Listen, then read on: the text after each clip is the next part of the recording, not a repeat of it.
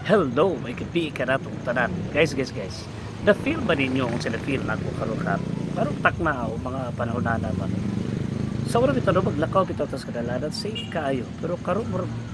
hadlok man igawas kadalanan kay murag na may mahitabo nimo no. So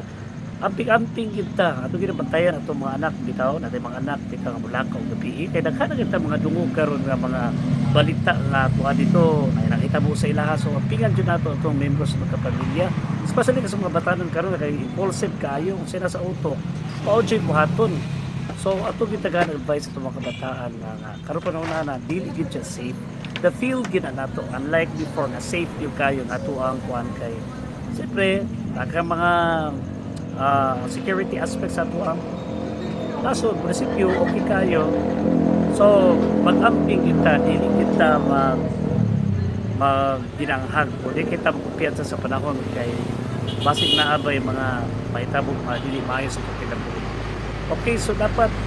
pagurahon na kita sa ito magawa safe ba okay ba kada ka transaksyon nato maayo ba kaila ba ta ng mga tawhana kay kung dili ta kaila ayaw i-go ng iluhang appointment so sa katao nga dili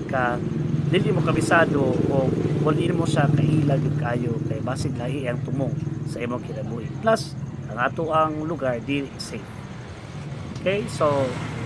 alert be vigilant